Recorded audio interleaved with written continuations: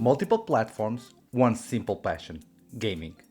PlayStation, Xbox and Nintendo. Now the question is, if I needed to choose one, which one would it be? Stick around, the answer might surprise you. What's up everyone, and welcome back to the channel. Today we will be doing a full tour of my gaming setup. Xbox, PlayStation and Nintendo. Oh, full transparency here. I pay for all this myself. Every console, every accessory that we are about to see is coming straight out of my pocket. So that way you are getting my completely unfiltered take. Let's get into it. Let's start with the first one I've got on the current generation, the PlayStation 5.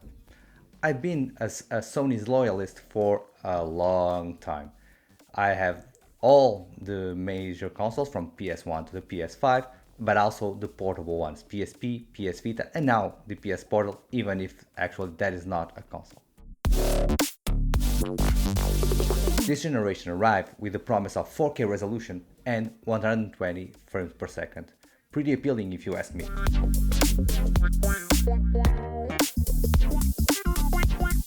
When you think about PS5, you think about the exclusives, right?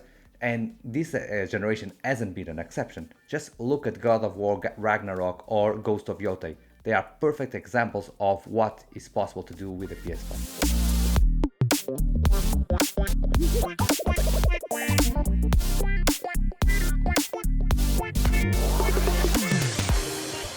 Now, you know exactly how this goes. The console alone is never enough. So after the PS5, the accessory starts rolling in. Be it the PS Portal, the remote player for the PlayStation 5, or the DualSense Edge, the pro-level controller for the console. You can watch reviews of both these equipments on the channel and on the links that I'm leaving on the screen and also on the description below. At this moment, the PS5 sits on the living room, the most noble places of the house and currently the main battleground. Now, this is where things get really interesting. I'm a huge racing sim fanatic and the PS5 is home to my setup for racing. A G29 with shifter and pedals that I have mounted directly on the Playseat Challenge. Yes, space is tight, so being a foldable chair was a must. But when you compare playing a racing game like Assetto Corsa or F1 on the G29 versus a gamepad, it's night and day, and for me it's totally worth it.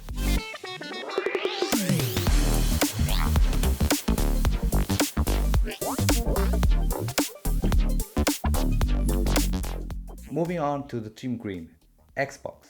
And full disclosure here, I'm quite new to the Xbox world. The Series S was actually my first ever Xbox console. And I got it because I was eager to try the Xbox Game Pass that everyone was so raving about, but also the price was right at the time. If you don't know, Game Pass is a huge catalog of games. We are talking about for more than 400 games, but also they want access to several releases from Microsoft. Thinking about games like Doom Dark Ages, Forza Motorsport and Forza Horizon were all released on day one without additional cost except for the monthly fee that you are paying for the Game Pass. Now the value that it was giving to the Xbox players was immense and I wanted to try that. Now they are moving the prices, but that's a discussion for a all new video. Sure, the Series S has, on paper, way lower specs.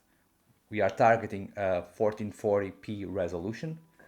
We are talking about 10 gigabytes of RAM, 4 teraflops and 512 gigabytes of disk space.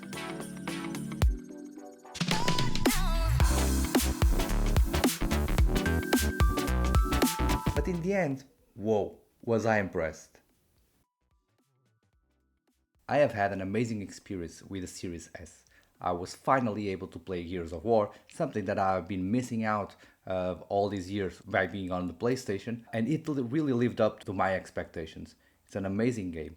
Also, even on the Series S, for example, Forza Horizon is a beautiful game.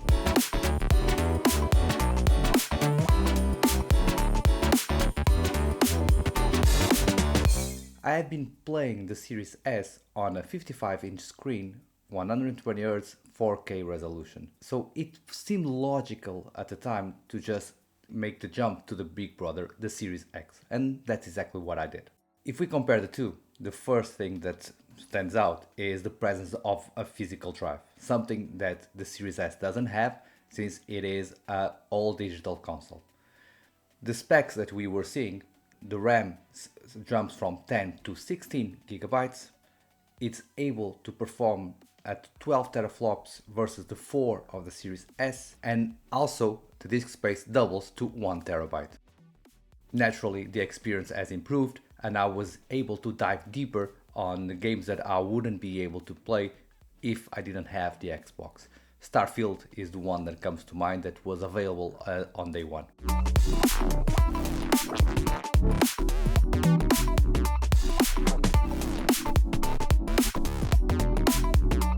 Curiously, and this on a game that is available to all the platforms, the one that will stick to my mind for a long time, and I had that experience on the Series X, would be Alan Wake 2.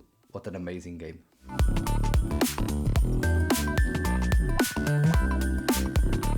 Currently, the Series S lives in my kids' room and the Series X lives in my own bedroom. As you can see, the entire house is covered. And now for something completely different, Nintendo. But I have a confession to make. This console is actually not mine, it belongs to my son. Switch concept is actually genius. We are talking about an handheld console that transforms instantly to a normal console. You just have to dock it and that's it. Also, the possibility that while away from home you can disconnect the Joy-Con and having two players at the same time using the console is priceless.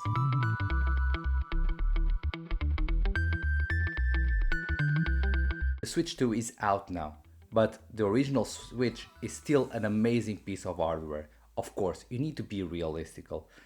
You cannot compare it or cannot expect to compare graphically with a PS5 or either of the Xbox, but for what it is, for as an open door for the classical that Nintendo always reinvent, it's an amazing piece of hardware.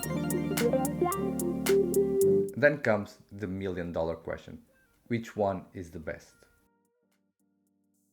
Look, I really love the Xbox.